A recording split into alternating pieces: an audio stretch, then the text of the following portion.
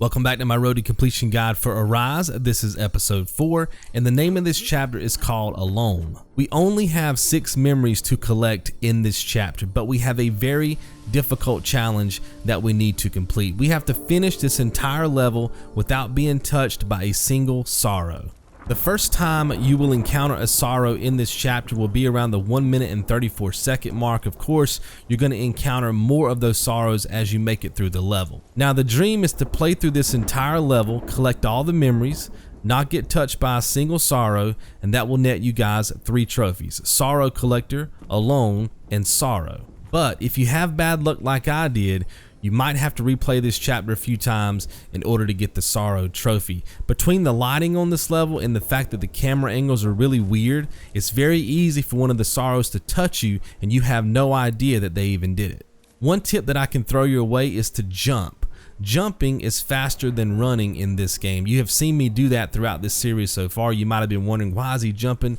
It's just because it's faster, okay? So when it feels like these sorrows are closing in on you and it feels like you're about to get touched, go ahead and jump, and that's going to give you a little bit of an advantage to get past them before they touch you. Another tip is to die on purpose if it feels like you're about to get touched. You'll see me do this at the 9 minute and 43 second mark. I'll be picking up a memory. As soon as I pick up that memory, I'm going to run into the water and die on purpose. That allows me to go back to the previous checkpoint without being touched by the sorrows. And here they are, by the way, guys. These are the enemies that you're trying to avoid so you can pick up the trophy. Another thing is the lightning mechanic. You can see that it shows the lightning in the background. Anytime that lightning is on the screen, the sorrows will go away.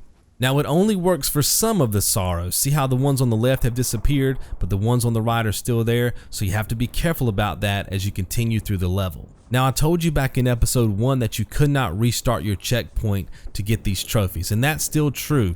If you get touched by one of these sorrows, you cannot restart your checkpoint. You have to quit via the menu, just go back to Limbo and replay the entire chapter over again. Now, this doesn't mean that you can't restart the checkpoint before you get touched by one of the sorrows. So if you're locked into a corner and it feels like you're about to get touched by one of the sorrows, go ahead and restart your checkpoint then, before one of the sorrows touches you. If you do that, you'll still be able to get the trophy. So just to clarify, you can die and restart the checkpoint before you are touched by one of the sorrows, and you will not void the trophy. If you get touched by one of the sorrows, these 2 methods will not work. You have to go back to Limbo and replay the entire chapter over again.